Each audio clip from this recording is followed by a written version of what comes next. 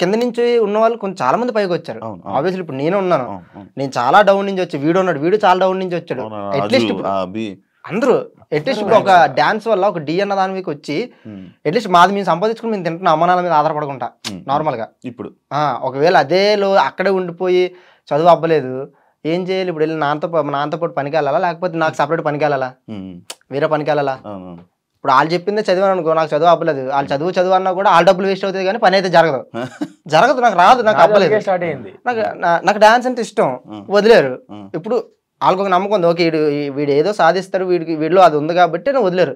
అంటే ఆ లో ఉన్న వాళ్ళకి డాన్స్ కూడా అవుతుంది అన్న. ఇది నేను చాలా గట్టి నమ్ముతాను. అది కూడా ఇప్పుడు నాకేంటంటే నేను చిన్నప్పుడు నేను 7th క్లాస్ చదివాను. సడన్ గా ఇప్పుడు నాకు అవ్వట్లేదు నాన్న, అప్పుడే నేను వినాయక చవితికి ప్రతి ఒక్కరి అసలు 100% వినాయక చవితి నుంచి స్టార్ట్ అయ్యింది. వినాయక చవితి డాన్స్ అయితే వినాయక చవితి బాగా చేస్తుంటే మా ఇంటి పక్కన ఒక అమ్మాయి వెళ్తే నేను కూడా వెళ్తానమ్మా అంటే మా అమ్మ అప్పటి నుంచే అమ్మాయి కాదు, అమ్మాయి డాన్స్ చేస్తుంది. కంటెస్టెంట్ గా కూడా ఎంట్రీ ఇచ్చింది, జోడీతో ఇచ్చాడు. అదే డాన్స్ అని చెప్పేసి. కానీ ఇదైతే పక్కా, ఇదైతే నాకు అసలు అలాగే జాయిన్ అవుతారమ్మా అంటే మా అమ్మ జాయిన్ చేయించి తీసుకెళ్ళింది. తీసుకెళ్తే వాళ్ళు ఏం ఫీజు 1000 రూపీస్ అంటున్నారు.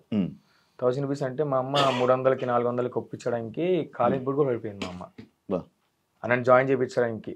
సో నాకు చదువు అవ్వట్లేదు, వీడు ఏదో ఉండాలి, ఏదో వీడికి ఏదో ఉండాలి అని చెప్పి. అలానే ఇప్పుడు మన డీలో గర్ల్స్ వస్తారు కదండి, అలాంటి వాళ్ళు రిచ్గా ఉన్నారేమో, రిచ్గా ఉంటారు కదా, ప్రతి అమ్మాయిలు రిచ్గా ఉంటారు. కానీ మనం అయితే అసలు లేకపోయినా మెయింటైన్ అలా చేస్తాం. అవును, 100% మనకు ఉండవు కదా ఫేస్ వాష్లు అలాంటివి చూసే అన్న మనం కూడా వస్తుంది. నిజమే కదా, అలాంటివి చూసిన దగ్గర నుంచే కష్టపడాలని ఫీల్ ఒక ఖచ్చితంగా అరే అమ్మ మన కోసం ఇలా ఉన్నారా, మనం ఏదో సాధించాలరా, మనకే ఉంటది బ్రో, మనకే ఉంటది. ఎందుకంటే అక్కడి నుంచి వస్తాం కాబట్టి మనకే ఉంటుంది. ఆబ్వియస్లీ ఇప్పుడు అమ్మాయిలు ఇంటి దగ్గర అక్కడ వైజాగ్లో ఉన్నారు. ఇప్పుడు ఎక్కడే నేను ఏదైనా ఫ్లాట్ తీసుకొని అమ్మాయిలు ఇక్కడ తీసుకొచ్చిన అనుకో, మా ఇంటి దగ్గర అందరూ ఏమనుకుంటారు, అరే బాగా కష్టపడ్డారా. చిన్నప్పుడు మా కళ్ళ ముందు వినాయక చవితి గారు డాన్స్ చేసినాడు, హైదరాబాద్ వెళ్ళి ప్రయోజకుడు అమ్మనాలు తీసుకెళ్ళాడంటే అది ఫస్ట్ ఆఫ్ ఆల్ నాకన్నా ఎక్కువ అమ్మనాలకి హ్యాపీగా ఉంటుంది. సో ఆ హ్యాపీనెస్ గురించి మనం ఫైట్ చేయాలి, తప్పదు.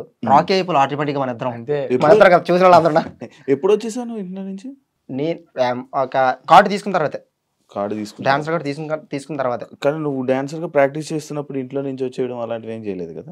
అలాంటివి ఏం చేయలేదు. అంటే ఇంట్లో నుంచి వచ్చేయడం అంటే ఓపెన్ ఫ్యాట్ చెప్పాలంటే మొత్తం చదవగొట్టారు నన్ను మా అమ్మ, మా నాన్న, ఈ పెద్దమ్మలు కొంతమంది. అది ఇంటర్ ఫస్ట్ ఇయర్, ఇంగ్లీష్ 7 మార్కులు వచ్చాయి, ఎకనామిక్స్, కామర్స్, సివిక్స్ ఇవన్నీ కొంచెం ఓకే బాగానే వచ్చాయి. అది అవ్వదు నాకు తెలుసు, అది రాదు మనకి, ఇంగ్లీష్ అంతగా రాదు కాబట్టి అది అవ్వదు నాకు తెలుసు. అది అవ్వదని మనకు తెలుసు, అది అవ్వదని మనకు తెలుసు, అది అవ్వదని మనకు తెలుసు. సెకండ్ ఇయర్ పంపిస్తున్నారు. అబ్బా మళ్ళీ సెకండ్ ఇయర్కి పాప మా నాన్న ఏమో డ్యూటీకి వెళ్ళి వచ్చి డబ్బులు తెస్తాడు, అన్ని కొంటాడు, బట్టలు కొంటాడు, బుక్లు కొంటాడు, ఇవన్నీ కొంటాడు. ఎలాగే మనతో అయ్యేలా లేదే, ఏదో స్కిప్ కొట్టాలి అని చెప్పేసి నేను వెళ్ళని కూర్చున్నాను. ఫస్ట్ వచ్చి ఎందుకు వెళ్ళవరా అని చెప్పి మా బాబు ఫిల్టర్ గోడకి అయితే అద్దం కొడితే తల్లిగా మా అమ్మ ఏం చేయాలి, నాన్న ఏంటి వద్దనలా, అటుకొట్టు ఇటుకొట్టు అని చెప్పి మా అమ్మ కూడా పడపడపడి కొడిచింది. ఇలా కాదని చెప్పి మొత్తం దోసి ఇంకా నేను వెళ్ళిపోతాను, నాకు అవ్వట్లేదు అది అని పెద్ద గొడవ ఆడుకొని సరే నీ సావు సావును వదిలేరు.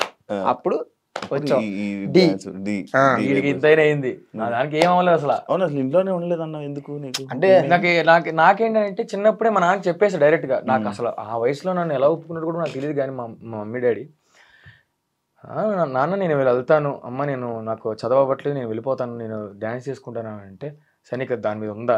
ఆ వయసులోనే 13 ఏజ్కే 13-14 నీకు ఉందా అని అంటే, సార్ నాకు దాని మీద ఒక మంచి మైండ్ ఉంది, నాకు చేసుకుంటాను, ఎదుగుతాను అనుకుంటానమ్మా అని చెప్తే ఆ టైంలో పంపించేసాను. ఇంకా ఆ రోజు నుంచి ఈ రోజు వరకు నన్ను ఎప్పుడూ ఇబ్బంది పెట్టలేము అమ్మ నాన్న. ఏం చేస్తారు? ఏం లేదు, మా మమ్మీ డాడీకి అసలు same. Mummy daddy first class చదివింది అనుకుంటా, పెడగలే ఊర్లో ఊర్లో ఎంతే. ఇక మా తాత తీసుకెళ్ళాడు మా అమ్మని, 1వ తరగతి చదివానరా అంటది. ఇప్పుడు మా అమ్మ కొత్తగా సరే చెప్తున్న తర్వాత అయితే మమ్మీ డాడీ పెళ్ళి అవ్వగానే అన్నయ్య, దాని తర్వాత నేను వచ్చిన 2 monthsకి వాళ్ళు హైదరాబాద్ షిఫ్ట్ అయ్యారు అనమాట. ఊర్లో పల్లెటూరులో ఉండకూడదు, ఏదో బయటకు వచ్చి బతకాలి, ఏదో ఉండాలి అని చెప్పి వాళ్ళు ఇక్కడికి వచ్చారు. ఇక్కడ రాగానే చిన్న రూమ్ తీసుకొని అసలు అబ్బా అక్కడి నుంచి ఇక్కడ తీసుకురావడం వల్లనే నేను ఇక్కడ ఉన్నా. నేను ఇక్కడ పరిచయాలు, ఇక్కడ జర్నీ చేయడాలు, ఇక్కడ అసలు తెలియడాలు, డాన్స్ క్లాస్ అంటే ఇది అని చెప్పేసి వాళ్ళు అక్కడి నుంచి ఇక్కడ రాకపోయి ఉంటేనా వాళ్ళు పడ్డ కష్టం వేరే లెవెల్ అన్న. హైదరాబాద్ ఏంటంటే వాళ్ళకి చదువు లేదు, ఏం లేదు. వాళ్ళిద్దరూ నెలకి 1600 జీతం. ఆ జీతం పనిచేసేవాళ్ళు అనమాట. ఎలా ఉండేది తెలుసా అన్న? చూడండి ఇంత ఉండేదిలే. దాని తర్వాత ఇగో ఇంత బాక్స్ ఉండేది మా సామాన్లన్నీ ఇక్కడ తెచ్చుకుని పెట్టుకునేవాళ్ళం. బిల్డింగ్ పైకి వెళ్ళి పడుకునేట్లు. సామాన్ల కోసమే రూమ్. నేను మా అన్నయ్య నేను ఇంత ఉంటాను, మా అన్నయ్య ఎంత ఉంటాడు. నేనేంటంటే మొత్తం సామాన్లు పెట్టేసి స్నానం చేయాలన్నా పక్క వాళ్ళని అడిగేసి అక్కడి నుంచి ఇవన్నీ తీసి బట్టలు వేసుకొని మళ్ళీ లాక్ వేసుకుని మా అమ్మ వెళ్ళిపోతాం. మా అమ్మ పైన నైట్ వస్తే మళ్ళీ పైన పరుచుకుని పడుకునేవాళ్ళం. అలా ఒక 1.5 సంవత్సరాలు 2 సంవత్సరాలు ఉన్నాం అనమాట. అంత నరకం చూసాం అక్కడి నుంచి ఇక్కడ దాకా. మాది అమ్మాయేమో టిఫిన్ షాపు, అది చేసుకుని 3 పిల్లల్ని పెంచింది. అలాగే రామారావు గారు సార్ వేరే డ్యూటీ ఏది చేస్తారు, ఆయన ఏం చేస్తారో తెలియదు. ఏదో ఇప్పుడు నార్మల్ స్టీల్ ఉంటది కదా, అంటే ఆయన రామారావు గారిని పిలుస్తున్నారు. సార్ నమస్తే సార్, చెప్పండి సార్, అనుకున్నారు సార్ అంటే నాకు ఒక క్వార్టర్ కావాలి, తెస్తావా, 2 దావట్లు పేలగొట్టాలి అంటాడు. డాడీ తెస్తాను, నాకు డాడీ అని అంటాడు. అలా ఉంటుంది బాబాయ్తో. సో అలాగా డాడీ అలా చేస్తారు. మమ్మీ ఏమో టిఫిన్ షాపు ఇప్పటికీ ఉంది. ఆ టిఫిన్ షాప్ ఆల్రెడీ మానిపించా, కానీ రీసెంట్ గా ఇంట్లో ఉండలేరు, ఇంట్లో అలా ఉండలేరు కానీ అంటే ఎందుకంటే ఇప్పుడు మా అన్నదమ్ములు 3 మా బట్టలు ఉతకాలి, వాళ్ళు మా నాన్నదే మా అమ్మ ఆవిడ బట్టలు, వాళ్ళిద్దరు బట్టలు ఉతుక్కోవాలి, మాకు ఫుడ్ వండాలి, టిఫిన్ షాప్ చూసుకోవాలి. ఈ వాషింగ్ మిషన్ అప్పుడు లేవు కదా, అప్పుడు లేవు కదా. ఇవన్నీ చేయాలంటే ఆవిడకి అయిపోతారు అక్కడే. ఈ నొప్పులు అంటది, అప్పుడప్పుడు ఇవ్వంటది అవ్వంటది. సరే అని చెప్పి నేను ఒక మంచి కొంచెం ఓకే బాగుంది, సిచ్యువేషన్ బాగుంది అన్న టైంకి నేను టిఫిన్ షాప్ అమ్మని మానిపిస్తాను, డాడీని కూడా మానిపిస్తాను. ఇంక దాని తర్వాత మా వదిన రీసెంట్ గా చనిపోయారు అనమాట. మా వదిన చనిపోయింది. తర్వాత అదే టైంలో నేను కార్డ్ ఆడిషన్ ఇచ్చాను, సెలెక్ట్ అయిపోయాను, డబ్బులు కట్టాలి. ఇటువైపు ఏమో వదినకి హాస్పిటల్లో ఉంది. ఫ్యామిలీ మొత్తం అంటే నేను వచ్చానంటే ఆవిడ వచ్చాడు కదా అన్న వాళ్ళకి ఒక ధైర్యం ఉంటుంది. సో ఆ ధైర్యంతో నా మీద వదిలేశారు మొత్తం అందరూ. ఇప్పుడు నేను కార్డుకి డబ్బులు సెట్ చేసుకోవాలి. ఇక్కడ వదినకి ఎలా లేదని ఒక 6 lakhs అంత అయింది, కార్డుకి వేరే అమౌంట్ ఇంత అయింది. ఆ టైంలో నాకు ఇంకెవరు వెనకాల నేను చెయ్యొద్దు ఇచ్చేటోళ్ళు కానీ ఇంకెవరు లేరు. నేను ఒక్కడనే ఫ్యామిలీ సైడ్ నుంచి కానీ ఏం లేదు. అప్పుడు నాకు ఒక అమ్మాయి అంటే లవ్వే, తను చాలా ఎంత హెల్ప్ చేసిందంటే ఇంకా అవుట్ ఆఫ్ ది బాక్స్. ఇంకా ఇప్పుడు లేదులేండి. ఇప్పుడు లవ్ అసలు వద్దని చెప్తాను. ప్లీజ్ దయచేసి మీరు ఎవరైనా ఆడియన్స్ ఎవరైనా ఉంటే కెరీర్ మీద ఫస్ట్ ఫోకస్ చేయండి, తర్వాత ఆటోమేటిక్గా మన దగ్గరకు వస్తారు. అది నేను చాలా లేట్గా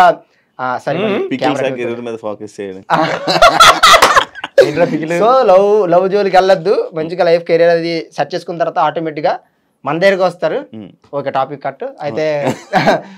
తను చాలా ఎంత హెల్ప్ చేసిందంటే బ్రో నిజం చెప్తున్నాను, ఆ టైంలో తను కానీ లేకపోతే నాకు కార్డ్ అయితే 100కి 99% వచ్చేదే కాదు. అలాగే మా వదిన కూడా హెల్ప్ అయ్యేది కాదు. తను ఒక్కరిదే కాదు, నాకు ఫ్రెండ్స్ ఉన్నారు, నవీన్ అని చెప్పేసి, జగదీష్ అని చెప్పేసి, వైజాగ్లో డాన్సర్ అబ్బాయి జగదీష్ అని చెప్పేసి, అది రోబోటిక్స్ టైంలో చేసేటాడు జగదీష్ కానీ. తర్వాత ఇంకా నా డాన్స్ క్లాస్, వైజాగ్లో డాన్స్ క్లాస్ ఒకటి ఉండేది అనమాట. అందులో ఒక స్టూడెంట్ జాను అని చెప్పేసి వాళ్ళ మమ్మీ వాళ్ళు కానీ, అలాగే సంధ్య మేడం అని చెప్పేసి చాలా మంది కొంతమంది నాకు చాలా హెల్ప్ చేశారు ఆ టైంలో. టక నేను ఇంకా డౌన్ అయిపోయాను, నా దగ్గర లేవు, ఎక్కడి నుంచి తేవాలి, అదొక కారు అదొక 4 మొత్తం 12 కావాలి నాకు అప్పటికప్పుడు. ఎక్కడి నుంచి తేవాలి, నేనే సేవ్ చేసుకుని మహా అయితే ఒకటే అంత ఉంటుంది అంతే. దాంతో ఏదో మొత్తం ఆడేద్దాం ఆట అనుకున్నాను.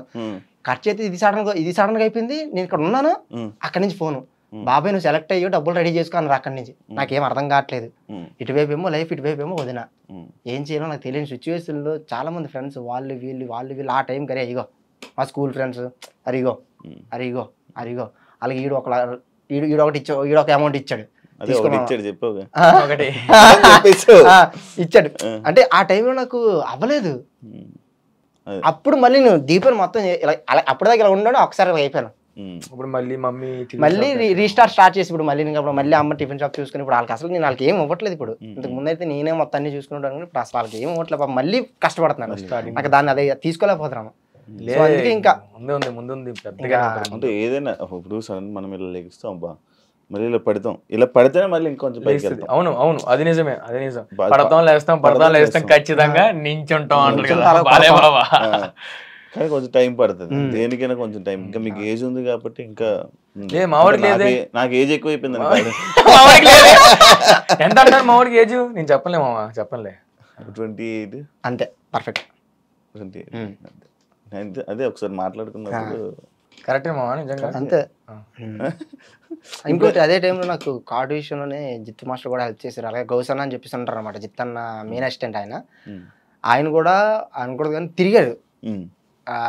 ఇంటి పత్రాలు పట్టుకొని వదిన వదిన వదిన ఏమైనా పెట్టి ఇద్దామని చెప్పాను తిరిగారు. కానీ ఎక్కడ అయితే ఉంటే ఇంట్రెస్ట్ ఉంటాయి కదా, చాలా ఎక్కువ పేలిపోయి ఇంట్రెస్ట్ విని ఫస్ట్ వద్దులా నేను ఏదో చేసుకుంటాను వదిలేండి అన్న అని చెప్పేసి వద్దులే అన్న అని చెప్పేసి అనేటువంటి అలా జిత్తాను కూడా హెల్ప్ చేశారు ఆ కార్డు విషయంలో. ఇప్పుడు నార్మల్గా నాకు ఒక క్యూరియాసిటీ వచ్చింది అనమాట.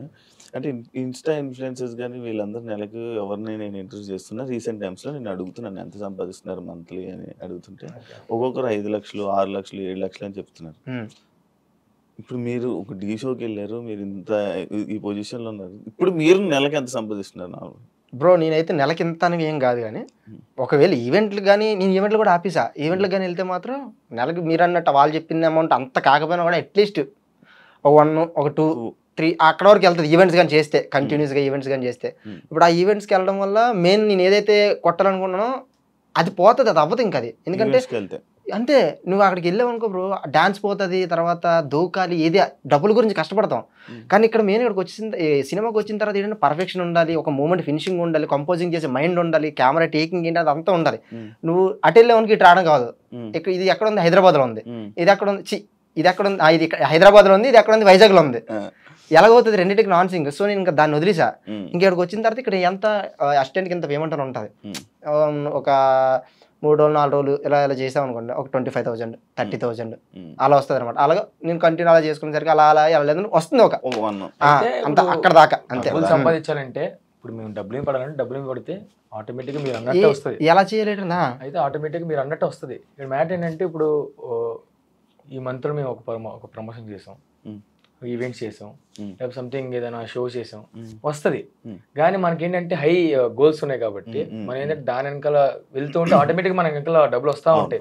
ఇప్పుడు ఇంతకుముందు మేము డబ్బుల కోసం వెనకబడి ఉంటే అసలు ఈ స్థాయిలో ఉండేవాళ్ళం కాదు. ఈరోజు ఒక గోల్, ఒక డి మాస్టర్, దాని తర్వాత లేదంటే ఇది టైటిల్ కొట్టాలి, దాని తర్వాత బయటికి రావాలి ఒక మూవీ, అది ఉంది కాబట్టి ఆటోమేటిక్ వస్తున్నాయి. ఇప్పుడు నేను నాకు ఈ మంత్ మీరు అడిగినట్టే నాకు ఈ మంత్లో ఒక ఇన్ని ప్రమోషన్స్ వచ్చాయి, నాకు ఇది వచ్చింది, నెక్స్ట్ మంత్ ఆ ప్రమోషన్స్ ఉండకపోవచ్చు. అంటే మన ఆర్టిస్టులదే ఇదే ప్రాబ్లం. అంటే ఈ రోజు ఉండొచ్చు, రేపు ఉండకపోవచ్చు. కాకపోతే ఒక సెటిల్డ్ అనేది మనం ఒక ఆ గోల్ ఏదో ఉందో ఆ గోల్ కి సెటిల్ అయ్యాం అనుకోండి, ఆటోమేటిక్ మన ప్రతిరోజు వస్తుంది.